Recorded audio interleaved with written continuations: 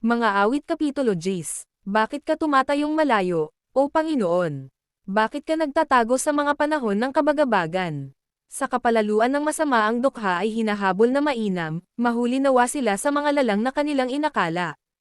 Sapagkat ang masama ay nagmamalaki sa nais ng kanyang puso, at ang mapag-imbat ay nagtatakuwil, oo, nagwawalang kabuluhan sa Panginoon.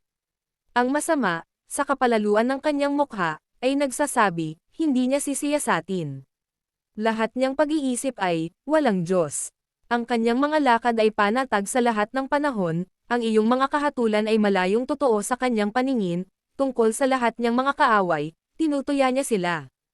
Sinasabi niya sa kanyang puso, hindi ako makikilos, sa lahat ng salit-saling lahi ay hindi ako malalagay sa karalitaan.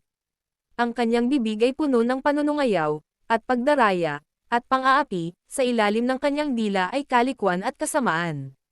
Siya'y nauupo sa mga pinakasulok na dako ng mga nayon, sa mga kabling dako ay pinapatay niya ang walang sala, ang kanyang mga mata ay natititig laban sa walang nagkakandili. Siya'y bumabakay sa kabli, na parang leon sa kanyang lungga, siya'y nag-aabang upang hulihin ang dukha, hinuhuli niya ang dukha, pagka kanyang dinadala siya sa sailo niya. Siya'y naninibasib, siya'y nagpapakaliit, at ang mga walang nagkakandili ay nangahuhulog sa kanyang mga malakas.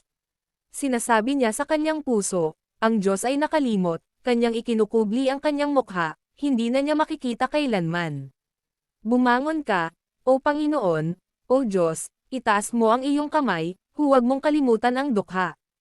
Bakit sinusumpa ng masama ang Diyos, at nagsasabi sa kanyang puso, hindi mo sisiyasatin?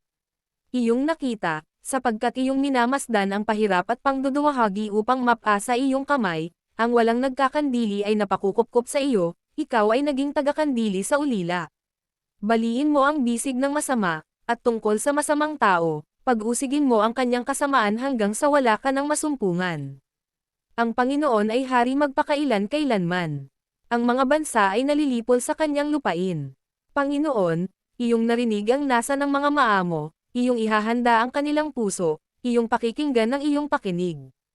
Upang hatulan ang ulila at ang napipighati, upang huwag nang makapangilabot ang tao na tagalupa. Mga awit Kapitulo 11. Sa Panginoon ay nanganganlong ako, ano't inyong sinasabi sa aking kaluluwa, tumakas ka na gaya ng isang ibon sa iyong bundok. Sapagkat, narito, binal antok ng masama ang busog, kanilang inihahanda ang kanilang palaso sa bagting, upang kanilang mapahilagpusan sa kadiliman ang matuwid sa puso. Kung ang mga patibayan ay masira, anong magagawa ng matuwid? Ang Panginoon ay nasa kanyang banal na templo, ang Panginoon, ang kanyang luklukan ay nasa langit, ang kanyang mga mata ay nagmamalas, ang kanyang mga talukap mata ay nagmamasid, sa mga anak ng mga tao. Sinusubok ng Panginoon ang matuwid, ngunit ang masama at ang umiibig ng pangdadahas ay kinapopootan ng kanyang kaluluwa. Sa masama ay magpapaulan siya ng mga silo, apoy at azufre at nag-aalab na hangin ay magiging bahagi ng kanilang saro. Sapagkat ang Panginoon ay matuwid, minamahal niya ang katwiran, mamasdan ng matuwid ang kanyang mukha.